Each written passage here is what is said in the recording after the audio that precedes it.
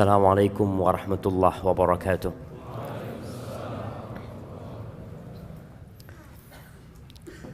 Alhamdulillah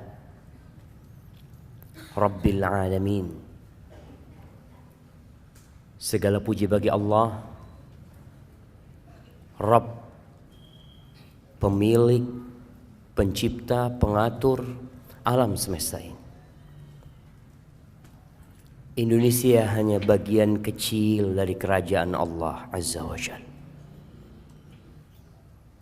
Bumi tempat kita berdiri di atasnya itu milik Allah Azza wa Jalla. Allah menciptakan bumi ini untuk satu tujuan. Tapi banyak manusia yang lupa dengan tujuan tersebut. Dia sibuk berlari. Dia sibuk berkejar-kejaran. Mencari sesuatu yang kalau didapat dia tinggal. Wabihi nasta'in ala umurid dunya waddin. Dan dengannya kita minta pertolongan. Kepada Allah kita minta pertolongan dalam menghadapi urusan dunia kita dan urusan agama kita. Ana punya banyak masalah dalam kehidupan ini. Baik dalam urusan ibadah ana. Dan ana juga punya masalah dalam urusan dunia ini. Bersama rekan-rekan kita, teman-teman kita. Ada yang punya masalah sama atasannya, sama perusahaannya, urusan dunia. Kepada siapa kita meminta pertolongan? Kepada yang punya bumi ini, Allah Azza wa Jalla. Mau urusan itu besar, urusan itu kecil, hanya kepadanya kita minta pertolongan. Wassalatu wassalam ala sayyidil mursalin wa imamil muttaqin qaidil ghurril muhajjalin sayyidina wa maulana Muhammad wa ala alihi wa ashabihi ajma'in. Salawat dan salam semoga senantiasa tercurahkan untuk penghulunya para utusan Allah, untuk imamnya orang-orang yang bertakwa, untuk yang termulia di antara umat manusia yang kelak menjadi pemimpin di padang mahsyar untuk orang-orang yang beriman. Baginda Nabi kita Muhammad sallallahu alaihi wasallam yang hari ini hari Jumat jemaah, harinya bersolawat buat Nabi alaihi salatu wassalam. Sebelum matahari terbenam nanti, antum sekarang ini lagi ribut urusan apa? Urusan ngitung. Urusan ngitung. Orang sibuk ngurusin ngitung suara 01 berapa, suara 02 berapa, biar mereka menghitung. Antum juga perlu menghitung. Hari ini antum berapa kali bersolawat buat Nabi sallallahu alaihi wasallam. Jangan sibuk mengikuti perhitungan itu, antum lupa ngitung sesuatu yang antum perlu. Karena kalau sudah matahari terbenam, masih waktunya sholawat. Silahkan sampai kapanpun kita bersolawat kepada Nabi alaihi salatu wassalam. Tapi kita kehilangan keutamaan hari Jumat, yang merupakan sayyidul ayyam. Khairu yaumin tala'at fihi syams. Sebaik-baiknya hari yang terbit matahari pada waktu itu yaumul Jum'ah. Hari ini syama. Maka manfaatkan waktu yang ada untuk banyak bersalawat kepada Nabi alaihi salatu wassalam, kepada keluarga beliau, kepada istri-istri beliau, kepada putra-putri beliau, dan kepada para sahabat Nabi, yang terutama Abu Bakar Siddiq, Umar bin Khattab, Uthman bin Affan, dan Ali bin Abi Thalib radhiyallahu ta'ala anhum ajma'in. Amma ba'd. Jamaah rahimakumullah. Apa tema kita hari ini? Bekal di alam kubur.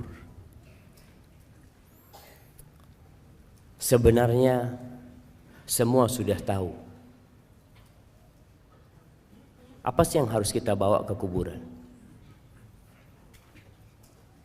Ketika antum dikasih tahu oleh ayah antum, nak, besok kita mau berangkat. Kemana ayah? Kita mau camping. Semua anak bawa bekalnya masing-masing. Bapaknya ngasih tahu, tempat camping kita becek. Tempat camping kita banyak ularnya. Tempat camping kita di sebuah lembah yang terkadang bisa jadi ada hujan dan akan banjir, akan tenggelam tempat itu.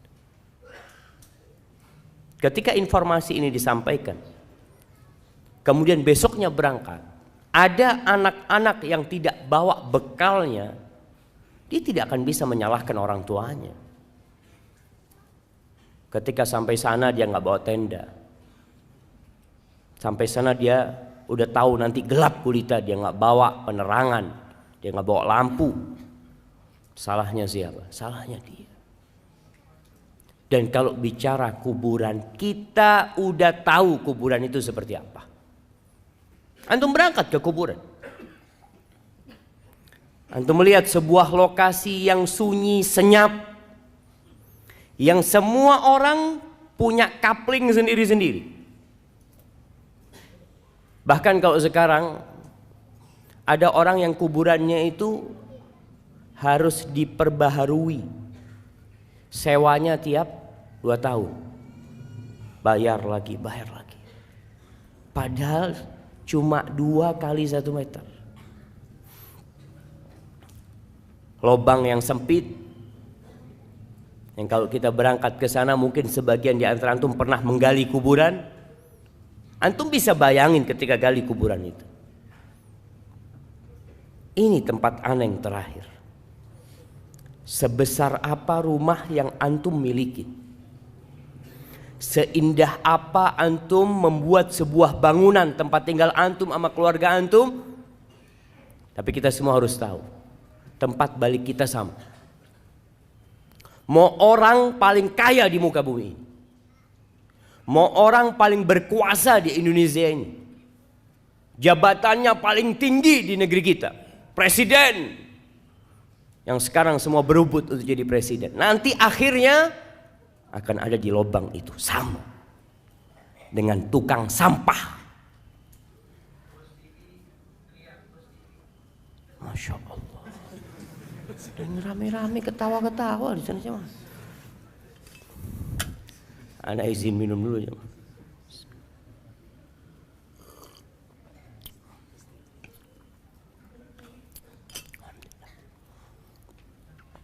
Orang yang paling kaya, yang naik Mercy, naik mobil paling mahal, nanti sama dengan orang paling miskin di muka.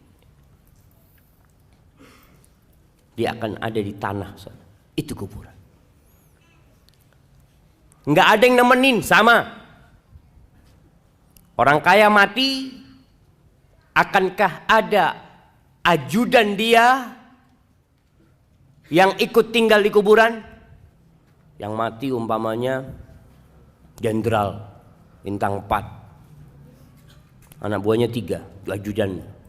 Ketika dikuburkan, adakah satu yang setia sama dia? Komandan, anak akan tetap ada di sini. Bohong. Sama. Semuanya sama. Di malam hari kita biasanya kalau lagi kesepian kita bisa cari teman. Tapi antum akan sendirian. Teman-teman antum akan melanjutkan perjalanan ini. Dan suatu hari langkahnya akan berhenti dan ikut bersamamu di alam kubur sana. Jamaah rahimakumullah. Kalau kita melihat dahsyatnya kuburan, walaupun kalau kita melihat dari luar biasa-biasa aja sih Ustaz. Seorang tabi'in yang bernama Ubaid ibn Umair, dia pernah berkata, innal qabra la yaqulu, kuburan itu akan berbicara.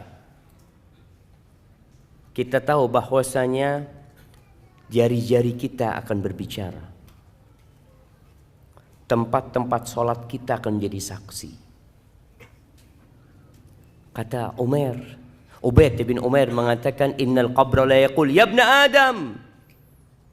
Dia akan mengatakan kepada anak Adam, wahai anak Adam, madza a'datta li? Apa yang sudah engkau persiapkan untuk aku? Alam ta'lam anni baitul ghurbah. Apakah engkau enggak tahu aku ini rumah pengasingan? Wa baitul wahdah, rumah tempat sendirian engkau di sini nantinya. Wa baitul akala wa baitud dud, tempat serangga-serangga, tempat cacing, segala macam. Ini loh kuburan. Dia ngasih tahu sama kita apa yang kau persiapkan. Kalau kita lihat manusia sibuk membangun rumahnya, kamarnya, jangan rumahnya, dia punya rumah. Oke, biasa rumahnya, dia punya kamar, dia hiasin, dia bikin keramik khusus, dia pasang wallpaper, tiap tahun diganti wallpapernya, dia pasang AC, karena dia ingin nyaman di situ. Dan kuburan udah kasih tahu, aku ini tempat sendirian, nggak ada siapa-siapa engkau di sini. Engkau persiapkan apa yang kau persiapkan untuk sendirian di sini? An Abdullah bin Ubaid ibn Umair qal, ini anaknya Ubaid bin Umair mengatakan, balagani, telah sampai kepada aku, annal mayyit yuq'adu fi hufratihi, bahwa seorang mayit itu didudukkan di kuburannya dan dia mendengar suara orang-orang yang mengantarkan dia pulang. Masya Allah. Mati lampu.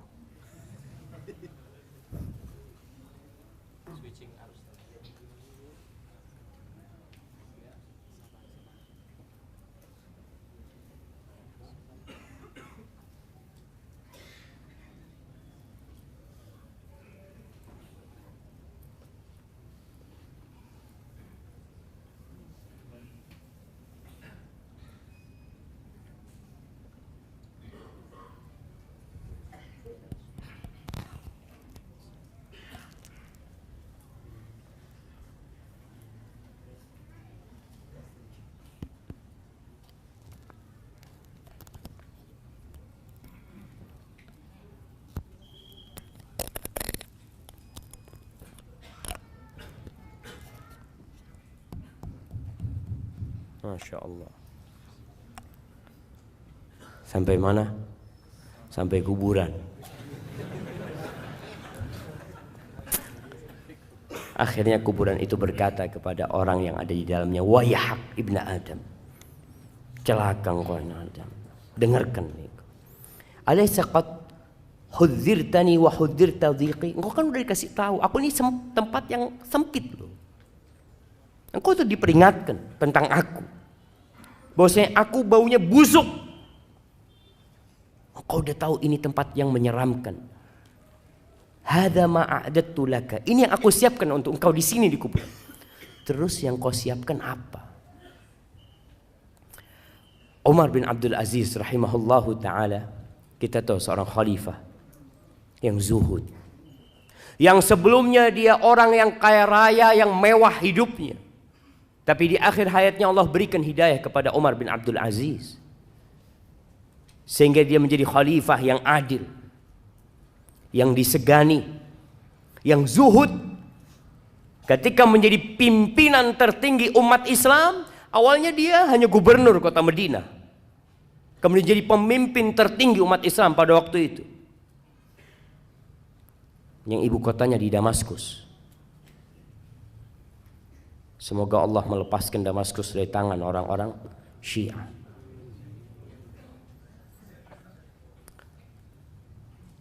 ketika dia jadi khalifah, dia pernah berkata kepada pejabat-pejabat negara yang biasa duduk sama dia. Dia mengatakan kepada salah satu di antara mereka, "Ya fulan, laqad bittul laila." Aku tadi malam bermalam atafakkar fil qabri wa sakinihi. Aku bertafakkur, memikirkan tentang kuburan dan orang yang tinggal di kuburan. Innaka law ra'aital mayyit ba'da thalathin fil qabr. Engkau kalau melihat kondisi mayit setelah 3 hari di kuburan, lastauhashta min qurbihi ba'da tulil unsi minka binahiyatihi. Engkau akan ketakutan untuk dekat sama orang itu setelah 3 hari. Padahal ketika hidup engkau kepingin dekat sama dia, duduk sama dia. Tapi setelah dia mati 3 hari, bongkar kuburannya, akan tercium aroma yang begitu menyengat. Mungkin akan melihat belatung-belatung yang ada. Engkau tidak akan lagi mau dekat sama dia. Padahal dulu teman baikmu dia. Wala ra'aita baitan tajulu fihil hawam. Engkau akan melihat sebuah rumah yang penuh dengan binatang-binatang, dengan serangga-serangga. Wa yajri fihi sadid. Akan ada nanah yang mengalir. Wa takhtariqud didan. Dan cacing itu, ulat itu keluar masuk, belatung keluar masuk dari tubuh dia. Ma'a taghayyurir raiha. Dan aromanya yang tidak nyaman. Wa balal akfan. Kafannya juga sudah rusak. Ba'da husnil hay'ah. Padahal sebelumnya rupa dia bagus. Wa tibir rih, aromanya wangi. Wa naqa'is thawb, biasanya kalau datang bajunya bagus orang ini. Datang kajian kita tahu, Masya Allah bajunya bagus, bisa duduk di sampingmu. Setelah mengatakan itu Umar bin Abdul Aziz, dia pingsan. Pernahkah antum memikirkan kuburan itu? Rasulullah sallallahu alaihi wasallam dalam hadis riwayat Tirmizi mengatakan, "Ma ra'aitu manzaran qab illa wal qabru afdha minhu." Tidak pernah aku melihat sebuah pemandangan melainkan kuburan itu lebih menyeramkan dari semua yang kau lihat. Ya, kita harus mempersiapkan diri. Semuanya bakal mati, itu sebuah kepastian. Kullu nafsin dha'iqatul maut. Semua yang bernyawa pasti mati. Mau sehat, mau sakit. Jangan antum memikirkan bahwasanya antum belum waktunya. Nggak usah, ana sehat saat. Alhamdulillah. Kira-kira kapan antum mati? Wallahu a'lam. Tapi masih lama kayaknya. Antum ada orang lagi fitness, mati di tempat fitness. Ada orang lagi nyanyi, yang dia mungkin berpikir akan tobat di akhir umurnya, mati di atas panggung dia.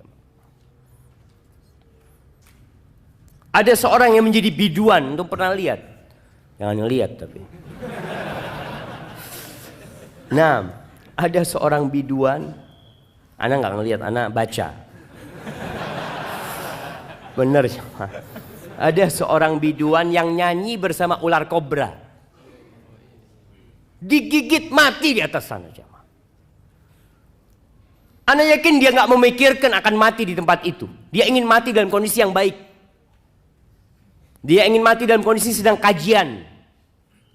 Semua orang, insya Allah yang fitrahnya masih baik, ada keinginan untuk berubah dan mati husnul khotim. Semua ingin. Tapi siapa yang tahu jemaah? Maka ketahui tidak ada pemandangan yang lebih menyeramkan kalau antum memikirkan lebih dari kuburan. Wallahi jemaah. Suatu hari ada orang menjumpai Umar bin Abdul Aziz. Dia masuk ke tempatnya Umar bin Abdul Aziz. Dia heran melihat wajah Umar bin Abdul Aziz. Sudah kurus ya. Yang dulu tampan, yang dulu segar bugar. Kelihatannya udah. Karena capek beribadah Umar bin Abdul Aziz dan ngurusin umat. Akhirnya orang ini takjub dengan pemandangan ini. Kenapa kok kayak gini gitu dia. Apa kata Umar bin Abdul Aziz? Ya fulan, dia mengatakan, sekarang engkau heran melihat wajahku, kondisiku seperti ini. Gimana kalau engkau melihat aku setelah 3 hari dalam kuburan? Waqad kharajatil hadaqatan fasalata 'alal khaddain. Kedua mataku sudah ngelupas dari tempatnya. Keluar dari tempatnya, kemudian ada di pipi kedua mataku. Wa taqallasat asyafatani an asnan. Bibirku sudah ngelupas sehingga gigiku kelihatan. Wan fatahal fam, mulutku terbuka. Wa nata'al bat fa'ala sadr, perutku akan membengkak. Kemudian mungkin pecah menutupi dadaku. Wa kharaja sulbu minad dubur, dan tulang-tulang keluar dari dubur. Wa kharaja dud minal manakhir, dan engkau melihat belatung itu keluar masuk dari hidungku. Engkau akan lebih heran daripada apa yang kau lihat sekarang ini. Oleh antum harus memikirkan pemandangan itu. Kita ini sering tertipu. Apalagi anda lihat kadang-kala foto. Nih kamera-kamera tukang tipu semuanya. Antum kadang-kala foto kan ada pilihan macam-macam. Ada yang tambah putih, ada yang tambah ini, subhanallah. Antum coba pikirkan. Dan ada foto tambah tua sekarang. Iya. Coba antum memikirkan itu. Rasulullah sallallahu alaihi wasallam tiap hari, pagi dan petang, tiap sholat, beliau senantiasa berlindung dari azab kubur. Beliau mengatakan, Allahumma inni a'udzubika min azabil qabr wa min azabi jahannam wa min fitnatil mahya wal mamat wa min syarri fitnatil masihid dajjal. Terus berlindung. Karena beliau tahu urusan kuburan ini. Mungkin sebagian di antara kita baca tuh doa, tapi tidak meresapi itu doa. Karena sudah menjadi rutinitas, setelah membaca innaka hamidum majid, dia mengatakan Allahumma inni a'udzubika min azabil qabr. Antum bisa bayangin ketika antum menunjuk dan antum memikirkan kuburan. Bagaimana ketika daging itu sudah ngelupas. Ketika antum tinggal sendirian. Enggak ada lagi yang peduli sama antum. Antum enggak bisa menambah amalan sedikit. Rasulullah sallallahu alaihi wasallam menggambarkan bagaimana ketika orang itu mati, kemudian dimandikan, kemudian ditaruh di keranda, wahtamalahar rijal ala a'naqihim, dibawa di atas keranda oleh lelaki-lelaki menuju ke kuburan. Apa yang terjadi dengan orang yang ada di dalam sana? Kalau dia orang yang soleh, yang dia sudah mempersiapkan kuburannya, yang dia sudah pasang AC di kuburannya, dia udah luaskan kuburannya, dia akan mengatakan qaddimuni, qaddimuni, kata dia, cepat letakkan aku di tempatku, segera. Karena dia tahu dia telah mempersiapkan kuburan dia. Wa in kana ghaira dzalik, tapi kalau orang ini bukan orang yang soleh, orang yang belum mempersiapkan kuburannya, yang dia sibuk mempersiapkan rumahnya di dunia, dia sibuk dengan jabatannya. Masya Allah, antum bisa melihat kesibukan orang berebut jabatan sekarang. Kalau lupa dia dengan kuburannya, orang itu akan berteriak mengatakan, ya wailaha, aina yadhhabuna biha. Celaka nih orang-orang, mau dibawa kemana jenazah itu? Mau dibawa kemana tubuhku itu? Kenapa? Karena dia tidak memikirkan kuburannya. Sebagian orang bangun kuburan, setelah mati dibangun kuburannya. Kuburannya dikasih atap. Ya, biar nggak kehujanan dalam ya. Kesian dibohongin bapaknya sama anaknya. Dikasih ini, ayah, anak belikan marmer yang bagus. Apa gunanya buat ayahnya? Antum harus pikirkan gimana ayahmu di dalam sana, luas kuburannya. Oh kalau gitu Ustaz, ana mau beli tanah 1 hektar lah buat kuburan ayah. Tetap kuburan ayah 1x2. Walaupun tanahnya 1 hektar. Tetap.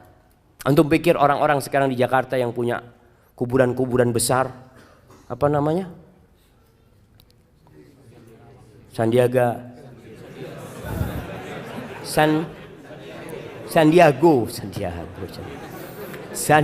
Hill. Nah, antum katanya Masya Allah rumahnya luas, besar. Pertanyaannya, dia dikuburkan berapa besar tempat dia?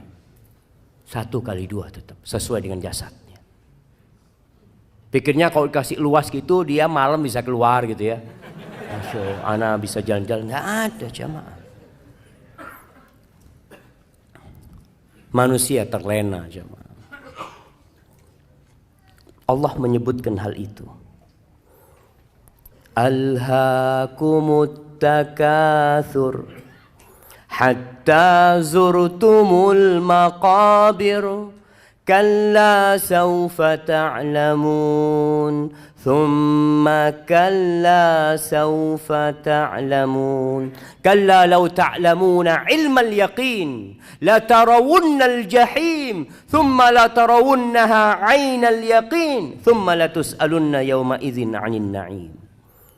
Manusia ini terlena, lupa dengan masa yang akan datang. Dia sibuk dengan masa dia sekarang ini. Dia sakit ke dokter, hatinya sakit nggak diobatin. At-takatsur, banyak-banyakan harta.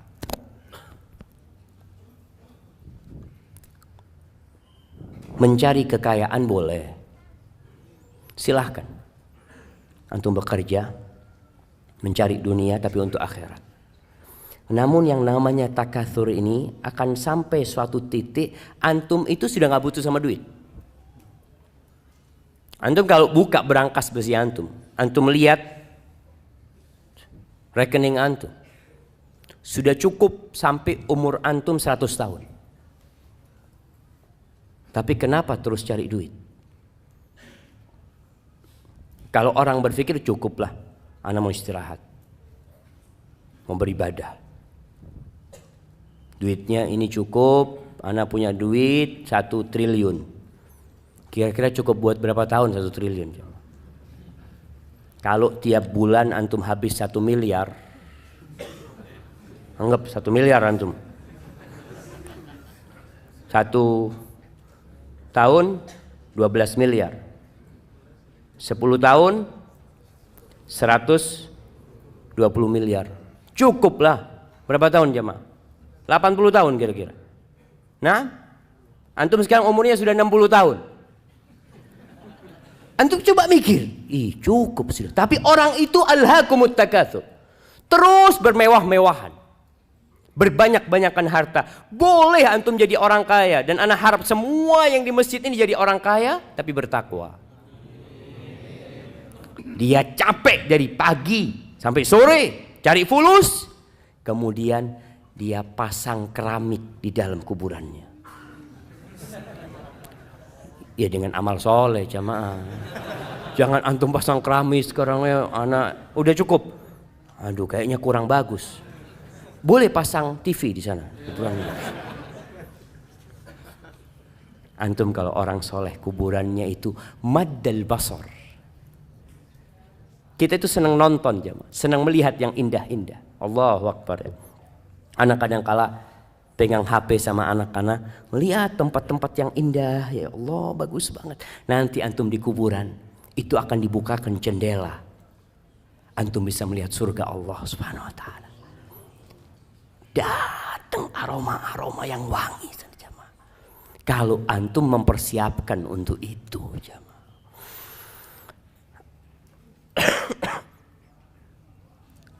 Yaqulu ibnu Adam, anak manusia ini berkata, mali, mali, mana hartaku, mana hartaku? Engkau tahu hartamu itu yang mana? Ma akalta, yang engkau makan, kemudian jadi kotoran, itu hartamu. Wa ma labista fa ablait. Kalau bicara yang kita miliki itu yang kita pakai. Kemudian dia jadi usang. Wa ma tasaddaqta fa abqait. Dan yang engkau sedekahkan lalu ini yang kau simpan. Ini jamaah. Kalau bicara harta yang milik antum itu, antum coba sekali-kali ke kuburan lihat berapa fulus ana yang sudah taruh sini ya. Yang ada di brankas besi, yang ada di ATM antum, itu bukan milik antum. Bisa jadi milik antum, bisa jadi milik orang lain. Maka kenapa kita dianjurkan untuk ziarah kubur? Karena mengingatkan kepada akhirat. Mengingatkan kepada kematian sehingga antum bisa siap-siap. Antum kalau datang ke kuburan, antum berpikir, ana punya duit 100 juta. Ana sedekah baru 10 juta. 90 juta antum tinggal kalau antum mati. Amr bin As, sahabat Nabi yang menaklukkan Mesir. Sahabat Nabi yang memang masuk Islamnya agak terlambat, tapi perjuangannya untuk Islam setelah itu begitu dahsyatnya. Imam Muslim meriwayatkan dari Ibn Syamasa al-Mahri, seorang tabi'in. Ibn Syamasa mengatakan hadarna Amr ibn al-As wa huwa fi siyaqatil maut. Kita pernah menghadiri Amr bin As di rumahnya. Amr bin As dalam kondisi dia mau mati sudah. Naza sudah. Fahawwala wajhahu ila al-ha'id yabki tawilan. Ini sahabat Nabi. Dia menghadapkan wajahnya ke tembok. Ini orang-orang datang membesuk dia lagi sakit, dia malah menghadapkan wajahnya ke tembok menangis. Yang panjang sekali tangisan. Wabnuhu Abdullah, anaknya bernama Abdullah bin Amr bin As. Sahabat Nabi salah satu yang banyak meriwayatkan hadis. Anak yang soleh, yang berbakti sama orang tuanya. Kita kadang-kala kalau punya anak soleh, oh insya Allah doakan abah nanti ya. Siap abah sudah mati, punya anak seperti kau. Lihat Abdullah Amr bin As. Dia punya anak seorang sahabat yang soleh. Dia menangis panjang. Anaknya berkata kepada ayah, ma yubkik, apa yang membuatmu menangis? Wahai ayahanda, ama basyaraka Rasulullah sallallahu alaihi wasallam bikada, ama basyaraka bikada. Mulai disebutkan keutamaan-keutamaan abahnya. Bukankah Rasulullah SAW memberikan kabar gembira kepadamu tentang ini, tentang ini, tentang ini?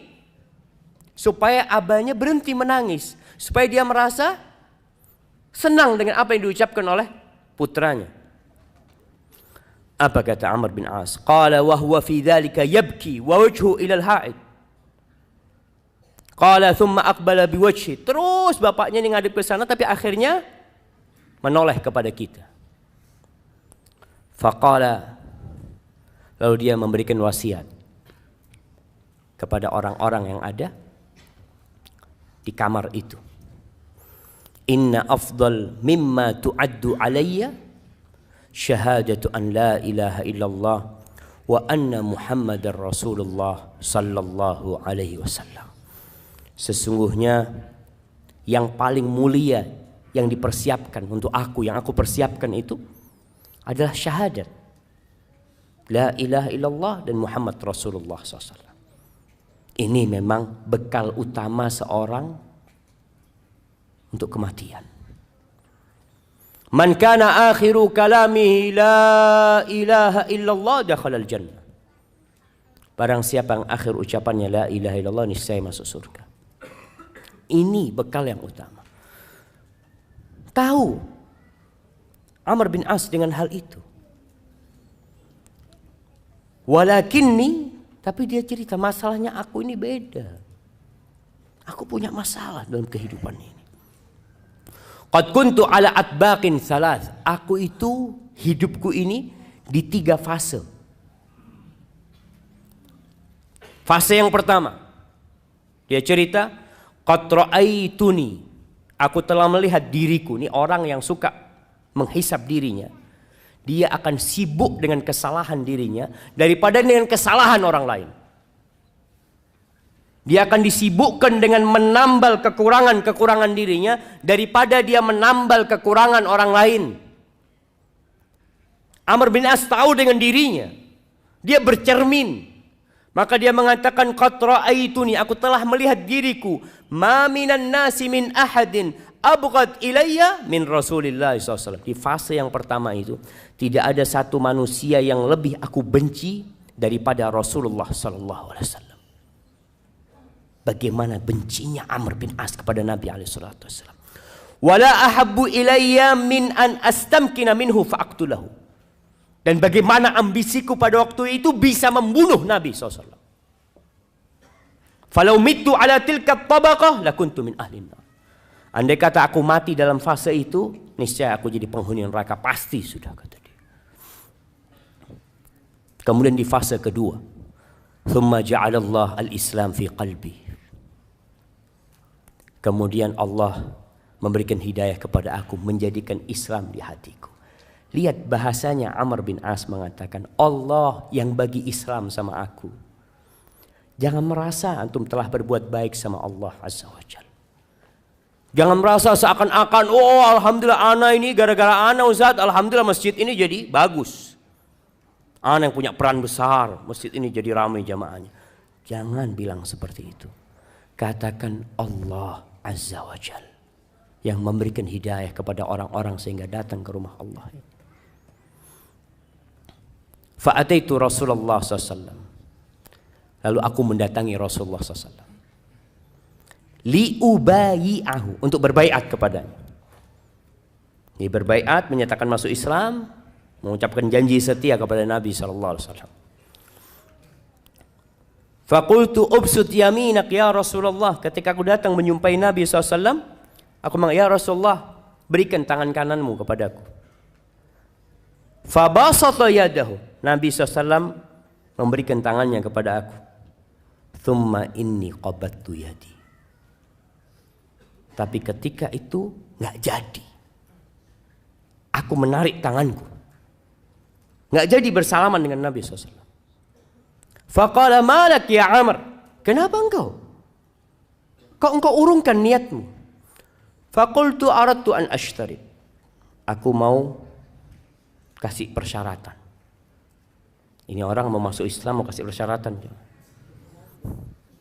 Subhanallah. Kenapa?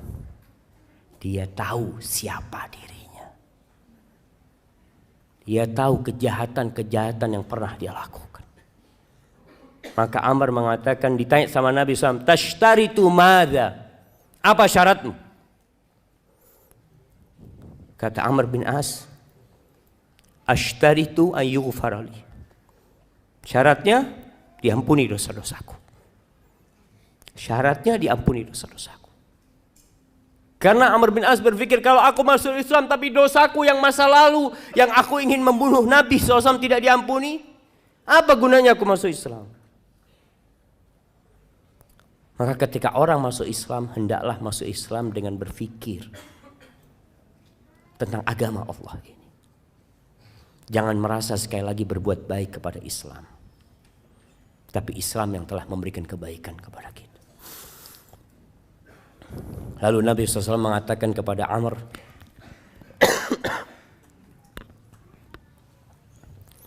Ama alimta ya Amr, anna al-Islam yahdi ma kana qabla. Wahai Amr, apa engkau enggak tahu kalau seorang dengan masuk Islam, semua dosa-dosa dia dihapuskan. Wa annal hijrata tahdi ma kana qabla, dan hijrah itu menghancurkan dosa-dosa masa lalu. Hijrah dengan fisiknya, hijrah dengan hatinya. Dosa-dosa masa lalu dia selesai. Wa annal hajj yahdi ma kana qabla. Haji itu juga sebuah amalan yang menghapuskan dosa-dosa yang sebelumnya. Lalu Amr bin As menyebutkan tentang dirinya lagi. Faqad ra'aituni. Setelah itu aku melihat diriku, ma minan nasi ahadun ahabbu ilayya min Rasulillah SAW. Wala ajallu fi aini minhu. Enggak ada orang yang lebih aku cintai daripada Nabi SAW. Enggak ada orang setelah itu yang lebih aku agungkan daripada Nabi SAW. Walau su'iltu wala ajallu fi aini minhu. Di mataku enggak ada orang yang lebih agung, yang lebih wibawa daripada Nabi SAW. Andai kata ada orang minta kepada aku agar aku mensifati, menceritakan bagaimana wajah Nabi SAW, ma'ataktu, aku nggak bisa. Kalau diminta, gimana sih wajah Nabi SAW, aku nggak akan bisa. Padahal Amr bin As ini orang yang cerdas, sampai dikenal dahiyatul Arab. Dia orang pinternya orang Arab. Tapi kalau ditanya gimana wajah Nabi SAW, aku nggak bisa mensifati. Kenapa? Li'anni lam akun utik an amla aini ijlalan. Aku nggak pernah melototin melihat wajah Nabi SAW sebagai bentuk penghormatan aku kepada Nabi SAW. Falau mittu ala tilka tabaqah, kalau aku mati pada fase itu, rajautu an akuna min ahli jannah. Aku berharap aku menjadi penghuni surga. Fase pertama masuk neraka, kalau mati di fase kedua, ia berharap dia. Tidak mengatakan dia akan menjadi penghuni surga. Rajaut. Seorang mukmin ketika beribadah kepada Allah antara takut dan harap. Harap-harap cemas. Aku berharap kalau aku mati pada waktu itu, kita itu jemaah kepingin mati dalam kondisi taat. Antum berharap mati dalam kondisi sedang sholat, sedang ngaji, sedang baca Al-Quranul Karim, sedang umroh. Sebagian orang berangkat umroh kepingin tidak balik lagi supaya dia dicabut nyawanya di sana. Tapi tahu-tahu sampai Jakarta lagi. Astagfirullah, sampai Jakarta lagi. Iya, ada orang yang kepingin karena mati husnul khotimah. Harapannya seperti itu ketika mati dalam kondisi berihram. Thumma wullina asya' ba'd. Setelah itu, ini yang aku takutkan. Setelah meninggalnya Rasulullah SAW, kita dikasih kekuasaan. Ini buat para penguasa, para pejabat, apa saja kekuasaanmu. Biasanya orang kalau duduk di jabatannya mulai berubah. Yang awalnya di soft pertama, akhirnya jadi imam buat orang-orang masbuk. Jadi imam dia, tapi khusus buat orang-orang masbuk. Allahu Akbar. Wulitu asya' ba'd falastu adri ma ana fiha au ma hali. Aku enggak tahu kondisi aku ketika aku menjabat. Jadi gubernurnya Mesir Amr bin As. Subhanallah. Amr bin As ini jamaah. Kalau antum baca sejarah Amr bin As,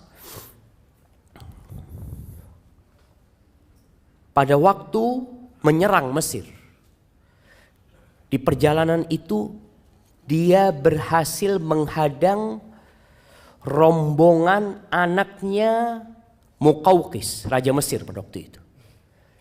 Putrinya itu dikirim ke Palestina untuk menikah dengan salah satu raja Romawi. Nama putrinya Romunusa apa? Dengan emas, dengan macam-macam dikirim untuk ke sana karena sudah dinikahkan.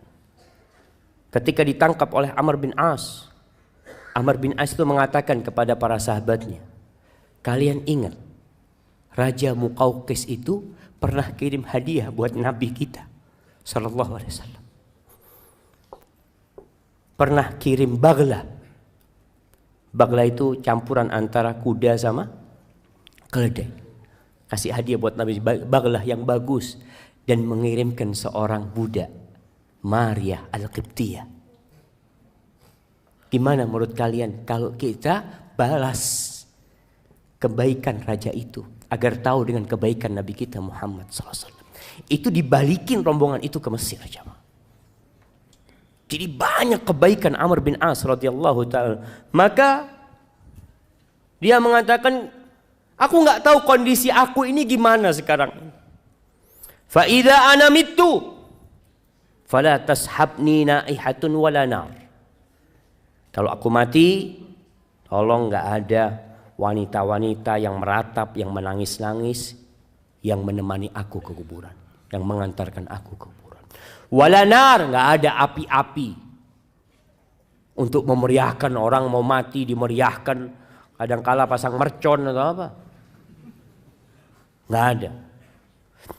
Faida dafantumuni, kalau kalian telah menguburku, fasunnu alayya turab sannan, itu debu kalian timpakan kepada aku. Ya, jangan keras-keras maksudnya Amr bin As. Sudahlah kalian ratakan aku dengan tanah. Faida farautum min qabri, kalau selesai kalian mengubur aku, famkuthu inda qabri, kalian jangan pulang dulu, kata Amr bin As. Dia tahu gimana kondisi di kuburan. Dia bakal sendirian, dia bakal ditinggal sama semuanya. Tapi dia minta famkuthu inda qabri qadra ma yunharu jazur wa yuqsamu lahmuha. Tolong kalian ya tetap di kuburan sebentar lah. Seperti orang menyembelih onta kemudian membagikan daging-daging. Ya berapa menit kalian tetap di sana. Fa ini asta'nis bikum, supaya aku tidak merasa kesepian. Dia takut ditinggal. Hatta a'lam madza uraji bihi rusul rabbi, sehingga aku tahu bagaimana aku menjawab pertanyaan-pertanyaan mungkar dan nakir. Ahibati fillah, orang ketika mati itu diikutin oleh 3 hal. Yatba'ul mayyit salas. Apa yang ikut ke kuburan jemaah? Siapa yang mau jawab? Harta, keluarga, amal. Hartanya gimana? Hartanya ikut. Gimana hartanya? Siapa yang tahu? Harta yang ikut ke kuburan? Hartanya ikut pulang, keluarganya ikut pulang, dan amalnya ikut. Iya, hartanya. Apa yang ikut ke kuburan? Fulusnya ikut gitu ke kuburan. Di luar gerbang. Oh, mobilnya mungkin di luar gerbang. Nggak sampai ke kuburan. Bahkan kalau orang-orang kafir kan ikut di kuburan. Kalau orang kafir mobilnya masuk kuburan juga. Barakallahu fikum. Nah, para ulama ketika berbincang harta kok bisa ikut sih? 3 yang ikut. Yarji'u isnan wa yabqa wahid. Yang 2 balik ke rumah, yang 1 tinggal sama antum. Yatba'uhu ahluhu. Keluarganya ikut. Jelas kalau keluarganya ikut. Ingat perempuan-perempuan, ana masih ngelihat di daerah Jabodetabek ini, kalau ngubur jenazah perempuan-perempuan itu ikut ke kuburan. Nggak usah lah. Antum anti bagi perempuan tinggal di rumah. Rasulullah SAW pernah melihat wanita-wanita di jalan ke kuburan. Ditanya sama Nabi SAW, kalian ikut memandikan jenazah? La. Kalian ikut mengangkat jenazah? La. Kalian ikut ngubur jenazah? La. Irji'na ma'zurat, kalian pulang bawa dosa. Ngapain kalian ke kuburan? Kalau ternyata kalian tidak ngapa-ngapain di sana. Yang ada nangis-nangis ya di kuburan. Akhirnya pingsan, orang nggak ngurusin jenazahnya, ngurusin istrinya ini. Apalagi kadangkala, subhanallah, perempuan ini jamaah. Semoga Allah memberikan hidayah kepada perempuan-perempuan dan kepada antum juga semua, pada kita semuanya. Anak kadangkala, Allahu a'lam, Allah yaghfir lana dzunuban. Melihat perempuan di kuburan itu masih pakai lipstik. Astagfirullah. Mau ke kuburan pakai lipstik jemaah. Kadangkala. Maka keluarganya ikut, anaknya ikut, pamannya ikut, keponakannya ikut, masya Allah. Sebagian anak ya, nasihat anak buat anak yang tinggal di luar kota, kalau orang tuanya meninggal dunia, suruh kuburkan segera tanpa nunggu antum.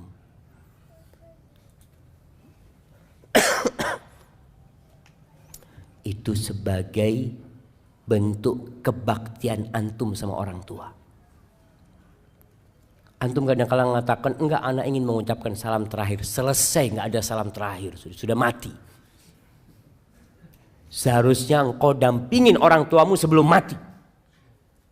Jangan ketika dia mati disuruh nunggu anaknya 24 jam. Anaknya di luar pulau.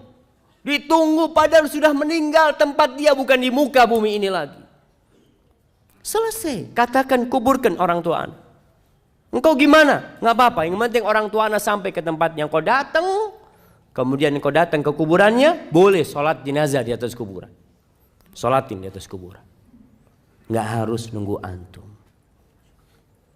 Keluarganya ikut. Wa malu, hartanya ikut.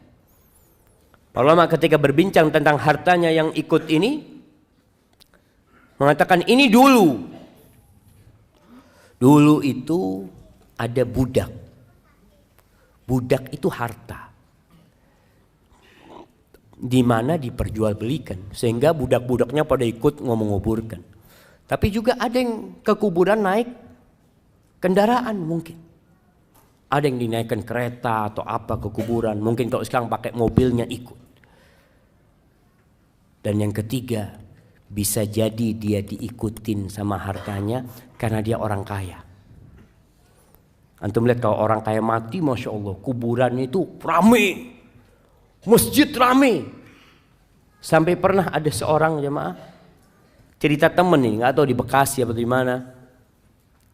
Dia cerita, ada salah satu ikhwan meninggal dunia, disolatkan di sebuah masjid, rame yang nyolatin jemaah. Salah satu jamaah masjid tanya, ini orang kaya dari mana yang mati? Kenapa Pak katanya? Iya berarti kan bisa ngasih amplop kepada semua yang sholat itu. Subhanallah. Nggak tahu itu di mana jamaah. Ada yang pernah sholat jenazah dapat amplop? Ada yang pernah? Angkat tangan. Mana jamaah? Dapat beras tuh. Masya Allah. Kasih sini. Jadi ngambil berasnya di mana tuh?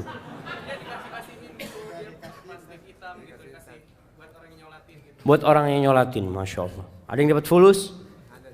Masya Allah. Dapat berapa tuh? Dapat berapa? 50? 30, Masya Allah. Kasih hadiah. 30.000. Antum terima?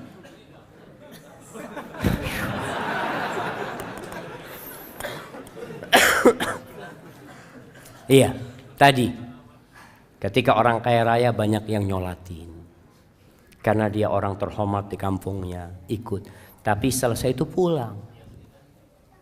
Wa yabqa wahid. Yang tinggal di kuburan itu tinggal satu, yaitu amalan dia.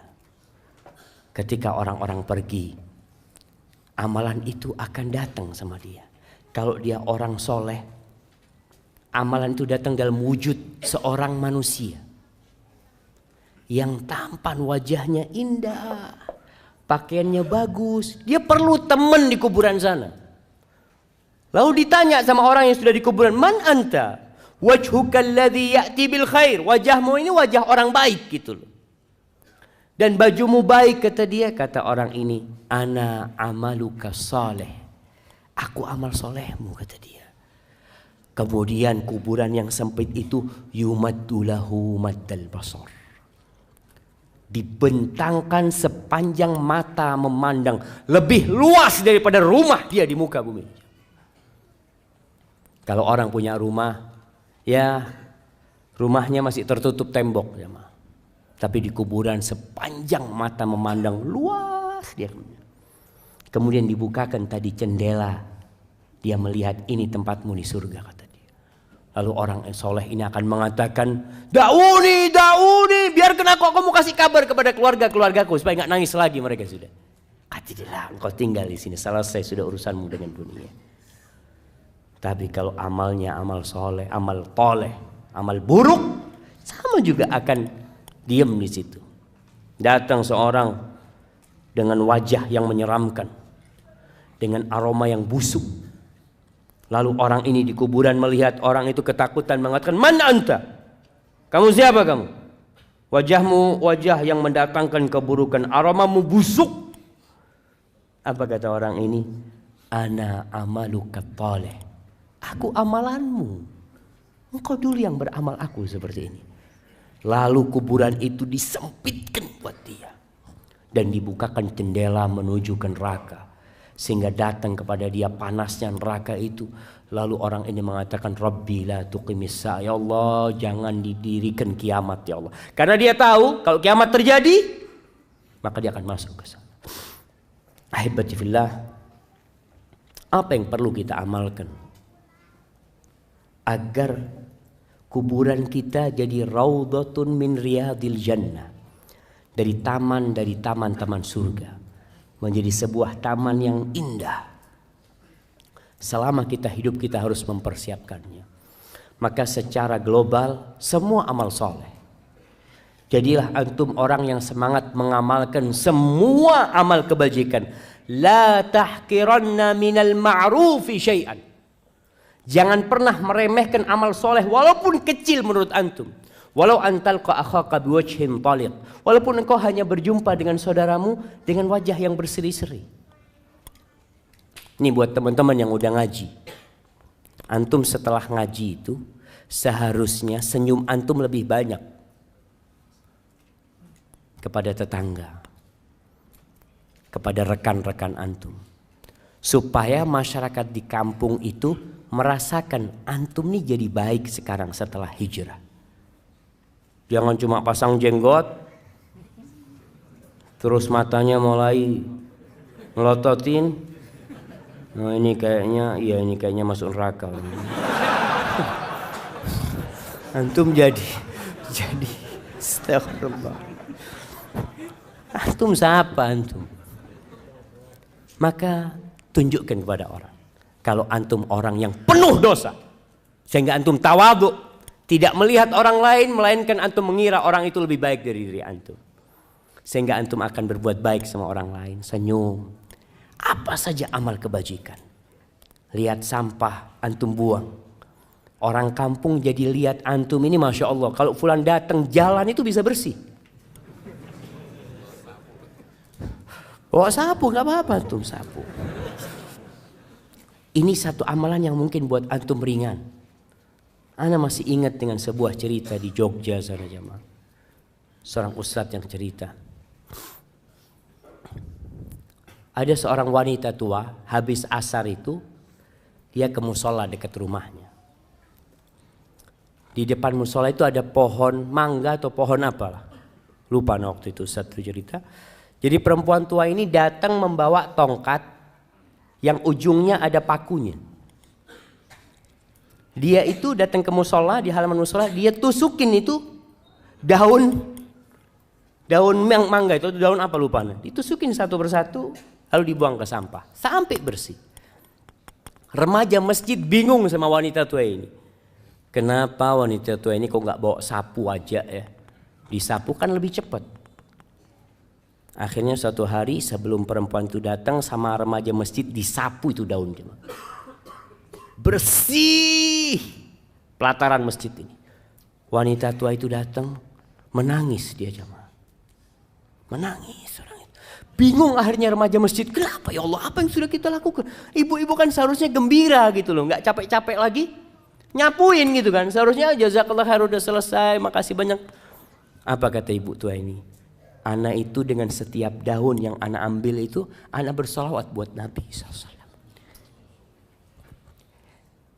Mungkin orang nggak tahu jamaah, tapi Allah tahu dengan amalan antum. Kita perlu punya amalan yang tersembunyi, yang tidak ada manusia yang tahu, yang mudah-mudahan itu yang menjadi penerang kuburan kita. Di antara amalan yang bisa membuat kuburan kita penuh dengan keindahan, disebutkan dalam hadis riwayat Muslim dari Salman Al-Farisi bahwa Rasul sallallahu alaihi wasallam mengatakan ribatu yaumin wa lailatin khairun min siyami syahrin wa qiyami. Seorang yang berjihad di jalan Allah, yang menjaga perbatasan-perbatasan negeri Islam, dia berjaga-jaga di sana, itu lebih baik daripada dia puasa sebulan penuh, qiyamul lail sebulan penuh. Wa in mata ujriya alaihi amaluhu alladhi kana ya'mal. Kalau dia mati dalam kondisi seperti itu, amalan itu akan terus dikirimkan kepada dia pahalanya. wa ujriya alaihi rizku, rizkinya akan disampaikan kepada dia, wa aminal fattan, dan dia akan selamat dari fitnah kubur nanti. Kemudian termasuk yang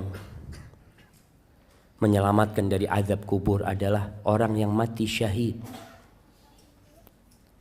di mana dia tidak akan difitnah di kubur. Cukup pedang-pedang yang terhunus yang mungkin menyebabkan dia takut dan kaget, itu menjadi fitnah dia di dunia, sehingga di kuburan dia akan diselamatkan. Kemudian membaca sebuah surat yang terdiri dari 30 ayat. Masya Allah. Al-Mulk, Masya Allah, kirimkan ke sana. Kata Nabi SAW, 30 ayat tashfa' li sahibiha hatta ghufira lahu. Ada 30 ayat yang akan memberikan syafaat kepada orang tersebut sehingga orang itu diampuni dosa-dosanya, yaitu suratul Mulk. Dianjurkan dibaca tiap malam. Antum baca suratul Mulk. Ada orang baca surat supaya kaya. Ini supaya anak dapat fulus banyak ini. Ingat, orang yang beramal untuk dunia Allah kasih. Allah kasih. Antum sodakoh untuk sembuh, Allah sembuhkan antum. Boleh, silakan. Tapi jangan cuma minta dunia. Mintalah akhirat, jamaah. Antum baca Quran, yakini dengan setiap huruf itu 10 kebaikan. Kemudian dengan setiap ayat itu seperti antum, Masya Allah, mendapatkan seekor onta yang gemuk. Dan untuk pahala antum di akhirat, insya Allah dunia ini Allah akan berikan kepada antum. Tapi kalau antum minta dunia, ya sudah dikasih urusan dunia, akhirat nggak dapat apa-apa. Karena antum memang hanya meminta dunia. Maka berusaha untuk memperbanyak amal soleh. Ziarah kubur. Sekali-kali antum datang ke kuburan. Sehingga antum di sana bisa berpikir, apa yang sudah ana persiapkan? Sudah berapa banyak bekal antum? Antum jangan berbangga dengan tubuh antum yang indah. Yang perempuan, yang kadangkala selalu memoles wajahnya. Ingat, nanti kedua matamu akan keluar dari matamu. Pipimu yang indah akan lobang berisi belatung. Perutmu semua juga akan penuh dengan kotoran. Hingga hal itu membuat kita mempersiapkan diri. Apa yang akan kita lakukan? Karena Rasul SAW mengatakan, Aksiru dzikra hadhimil ladzat. Kalian banyak-banyak mengingat pemutus kelezatan. Pemutus kelezatan, yaitu kematian. Hadza wallahu a'lam bishawab. Itu yang bisa saya sampaikan pada kesempatan kali ini. Semoga mendorong kita di bulan Sya'ban ini untuk banyak-banyak beramal soleh, untuk bertobat kepada Allah atas dosa-dosa yang kita lakukan. Baik. Namanya ada pertanyaan yang sudah dijawab dalam penjelasan tadi.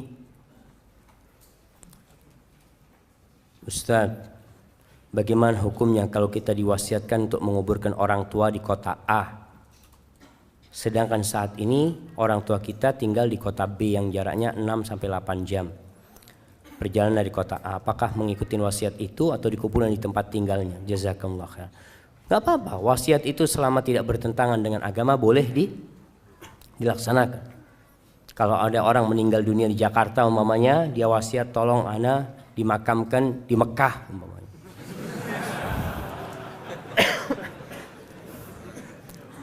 Kalau boleh fadol jemaah. Artinya orang tua kepingin umpamanya seperti itu.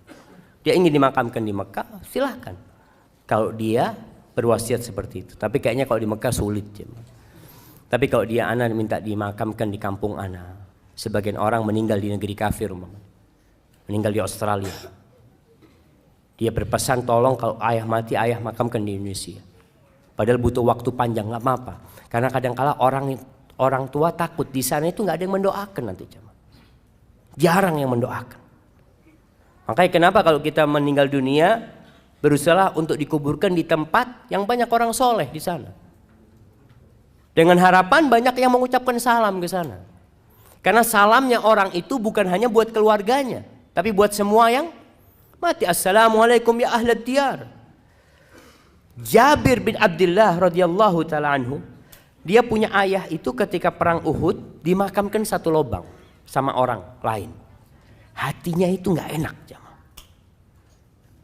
Dia nggak ingin ayahnya satu kuburan sama orang itu. Akhirnya dipindah sama Jabir bin Abdullah radhiyallahu taala anhu.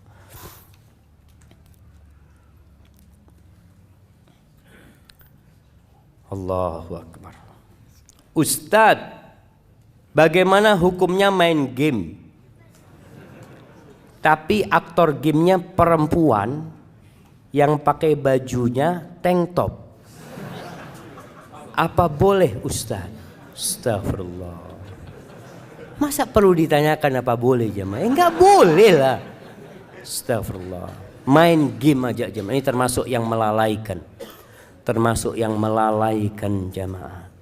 Antum bisa bayangin kalau orang Indonesia main game, tutup Indonesia ini jamaah. Nah, dapat apa dia main game? Sehat Ustaz, alhamdulillah Ustaz. Anak periksa ke dokter itu jempol anak sehat. Jempolnya doang yang sehat. Nah, wallahi bahaya game ini jamaah. Seharusnya dihilangkan game itu. Rabi ibn Khusaim pernah anaknya minta izin sama putrinya, mengatakan, ayah aku mau main, ngomong sama ayahnya, anakku ngomong yang baik lah, jangan ngomong mau main. Akhirnya kata ibunya, kau ngomong sama bapak aku mau ngobrol sama teman-teman. Ya silahkan kata dia. Kenapa kalau dia nggak ngomong, tidak mau dengan kata-kata main, dia mengatakan permainan itu selalu dicela sama Allah Subhanahu wa taala. Kita itu harus serius menghadapi kehidupan ini.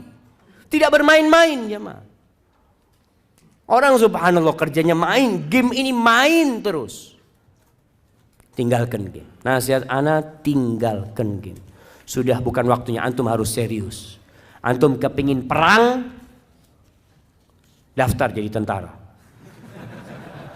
Ini kan game perang-perangan, tembak-tembakan ya apa? Daftar Pak, saya jadi sukarelawan.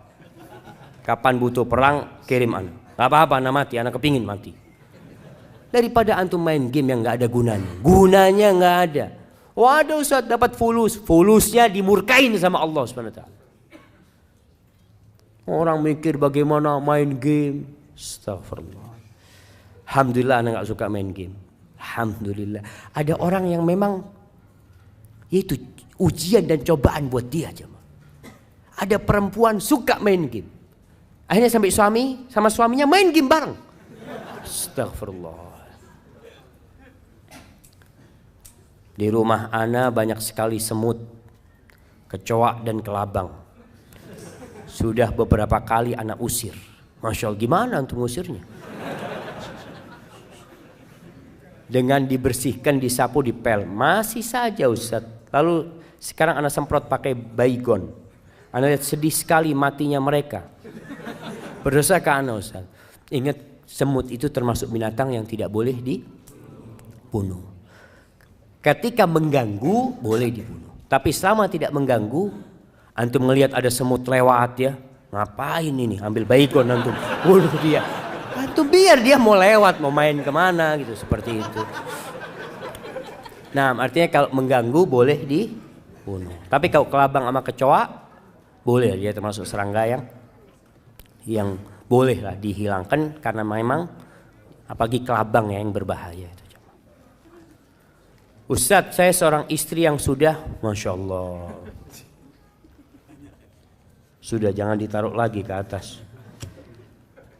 Ustadz, saya seorang istri yang sudah berhijrah, tapi suami saya belum. Dan untuk sholat 5 waktu nggak pernah Ustadz. Padahal saya selalu mengingatkan suami untuk sholat. Yang saya tanyakan, apakah masih ada surga di suami saya buat istrinya? Apa yang harus saya lakukan Ustaz? Nah,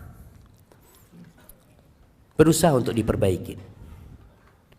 Karena kondisinya anti memang menikah sama dia dulu, bukan melihat kepada agamanya. Artinya bertahun-tahun anti hidup sama dia itu aman-aman saja. Ketika anti berhijrah, antum melihat ada masalah di suami, kasih nasihat.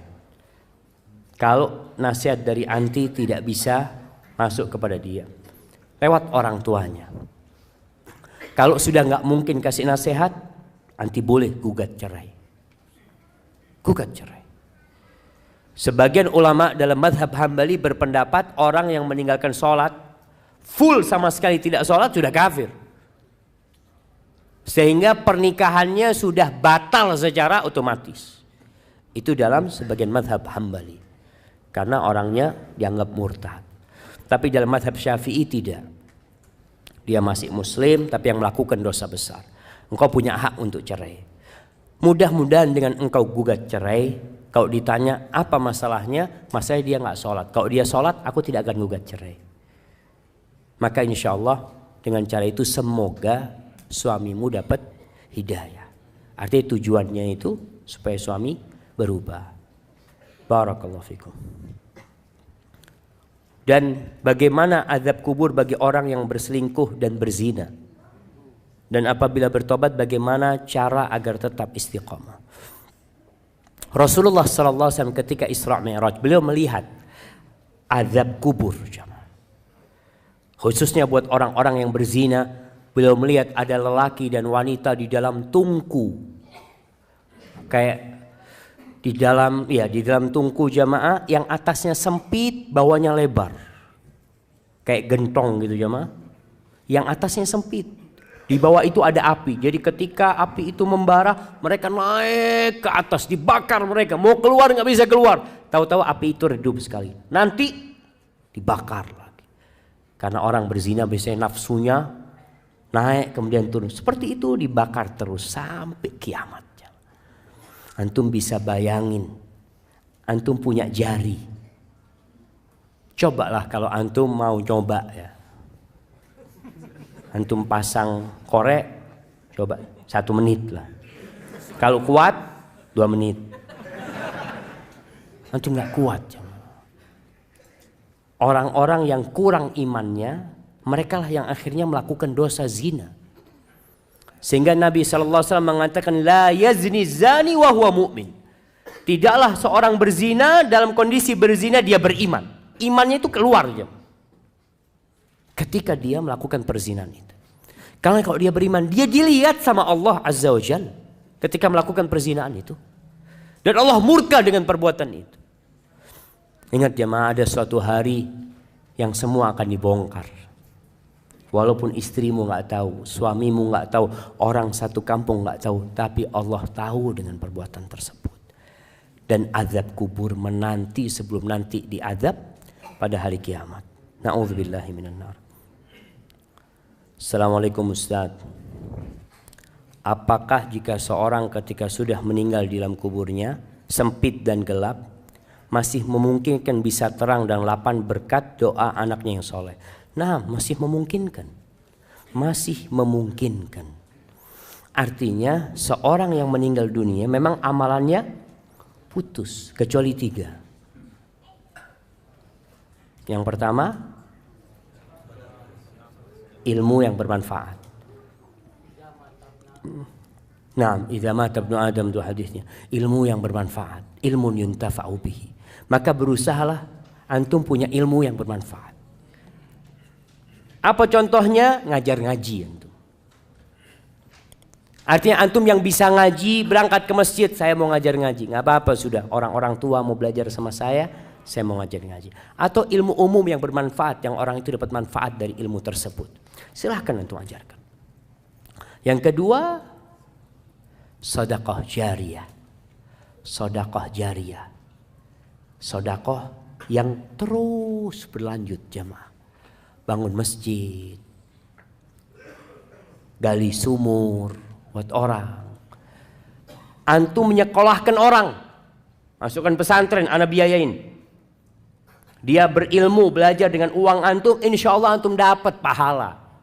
Ketika dia ngajarkan ilmu tadi, karena antum sudah memberikan biaya kepada mereka. Jadi sedekah jariyah. Yang ketiga, awaladin salihin yad'ulahu. Anak soleh yang mendoakan. Sebenarnya kalau bicara doa, doa dari semua orang itu Allah dengarkan.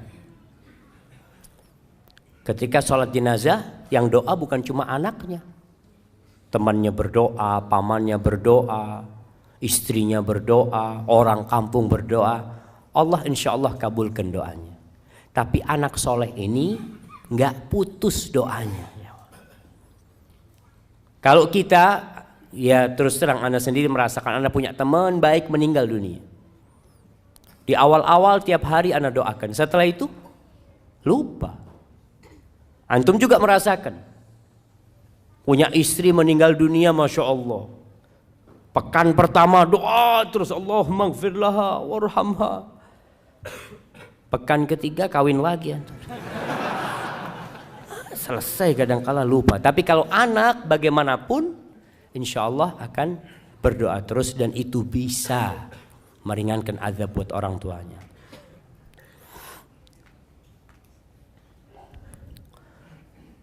Bagaimana caranya agar di dalam pembicaraan tidak ada unsur ujub? Sebab Ustadz, saya adalah seorang guru yang suka ditanya tentang hal agama atau nasihat. Lalu saya menjawab sesuai kapasitas ilmu agama yang saya miliki.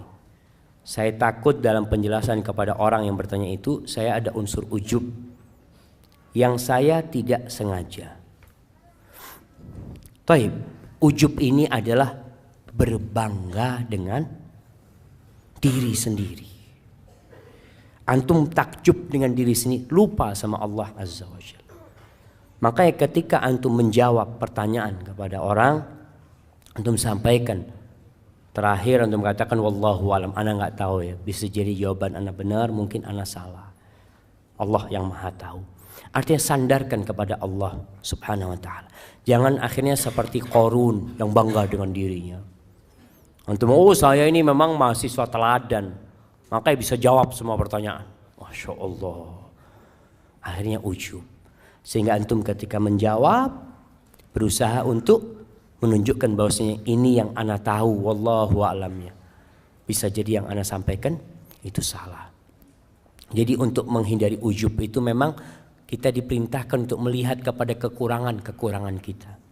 Yang mungkin hafal Quran 30 juz, coba engkau lihat berapa kali engkau berbuat dosa tiap hari. Yang mungkin ketika menjadi ustadz, menjadi khotib, menjadi imam, suaranya indah, bagus. Ingat ketika engkau sendirian berapa banyak dosa yang engkau kerjakan. Sehingga ketika itu hilang rasa ujub dari dirimu. Karena engkau punya banyak dosa sebenarnya. Barakallahu fikum. Jamaah, anak izin minum dulu jamaah.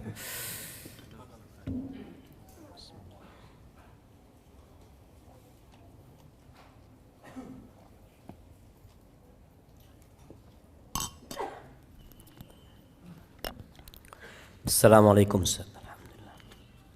Qadarullah. Ibu ana sudah tidak bersama kami 7 tahun yang lalu karena sakit diabetes dan sudah komplikasi. Alhamdulillah semasa hidupnya rajin ibadah dan baik kepada siapa saja, namun belum kenal sunnah. Bapak ana bercerita sebelum meninggal ibu ana merasa kesakitan kakinya dan mengucapkan istighfar, lalu minta dipijat oleh bapak ana. Setelah itu tiba-tiba ibu ana tidak sadarkan diri, langsung meninggal di hadapan bapak ana. Bapak ana kaget, lalu refleks memeluk ibu ana dan mencium aroma wangi keluar dari telinganya. Apakah aroma tersebut adalah ruh ibu ana yang keluar dari jasadnya?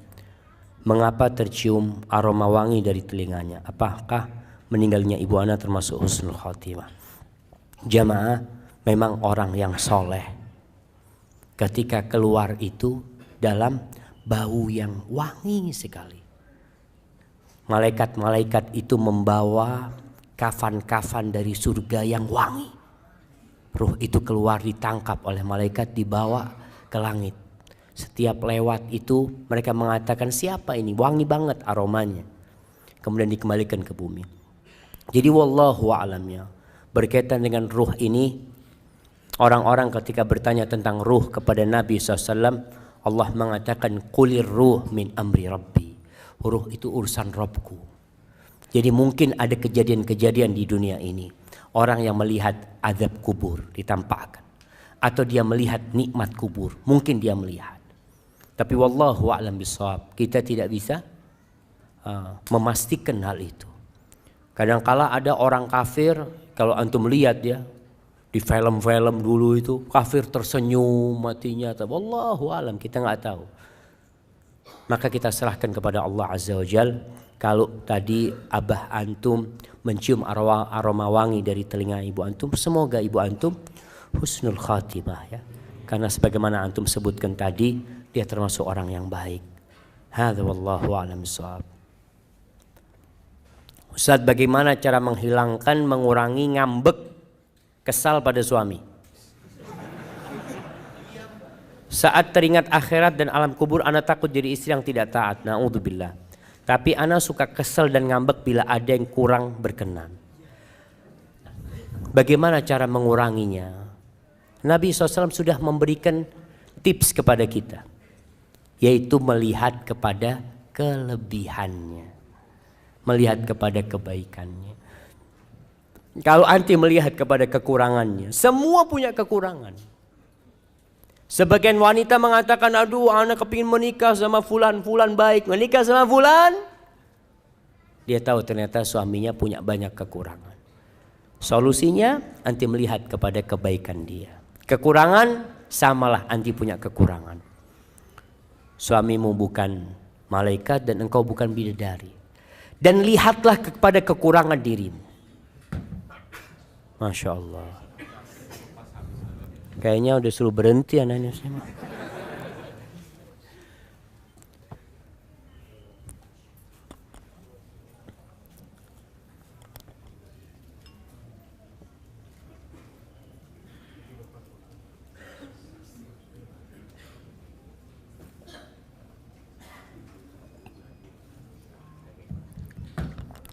Nah, jamaah. Mati lagi jamaah.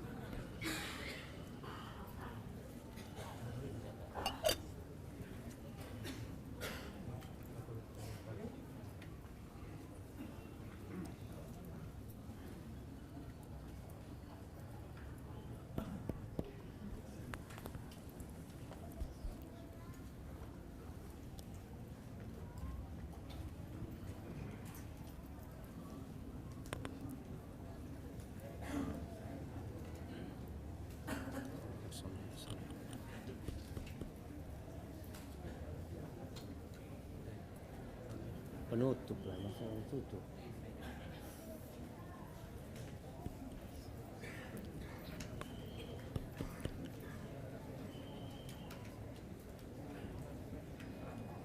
Masya Allah. Nah, jadi lihatlah kepada kelebihannya, yang lihat kepada kekurangannya. Semoga dengan cara itu kita juga lihat kita juga banyak dosa lah. Semoga itu menghibur diri kita. Ini pertanyaan terakhir. Assalamualaikum Ustaz. Semoga Allah memberi rahmat untuk Ustaz. Amin. Apa hukumnya tidak menghadiri pernikahan walaupun kita diundang? Anak kemarin gak hadir di sebuah pernikahan karena anak suka akhwat tersebut, Ustaz. Tapi anak gak kuat lihat dia ijab qabul sama yang lainnya. Allahu Akbar jamaah. Nah, ini pertanyaan menarik sekali jemaah. Artinya antum diundang dengan oleh saudara antum, antum datang. Wajib datang. Kalau tidak ada halangan. Tapi kalau antum takut pingsan di sana umpamanya, ngerepotin orang banyak ya nggak usah hadir. Karena kadang-kala ada perasaan bener nggak tahan lah jemaah. Antum ngelihat ketika namanya fulan itu calonnya mengatakan qabil tu nikah tazwija bil mah, takut antum melakukan tindakan-tindakan yang maka mungkin ada ada uzur antum untuk tidak hadir di sana. Tapi yang jelas begini, takdir Allah itu indah. Ketika antum cinta dengan seseorang, maka antum cinta kebahagiaan buat orang itu. Kalau bicara cinta tidak harus memiliki. Tapi bagaimana orang itu berbahagia dengan orang yang dia cintai, antum akan bahagia. Dan semoga Allah memberikan kepada antum ganti yang lebih baik dari itu perempuan. Dengan cara seperti itu. Hadza wallahu a'lam bishawab. Itu yang bisa saya sampaikan pada kesempatan kali ini. Apabila benar itu dari Allah Azza wa Jal, kalau ada yang salah dan kurang berkenan itu dari diri anak pribadi, Allah dan Rasulnya terbebaskan dari kesalahan itu. Jamaah ada sisa waktu untuk berdoa, untuk berselawat kepada Nabi sallallahu alaihi wasallam. Jangan sia-siakan waktu yang ada. Subhanakallahumma bihamdika asyhadu an la ilaha illa anta astaghfiruka wa atubu ilaik. Wassalamualaikum warahmatullahi wabarakatuh.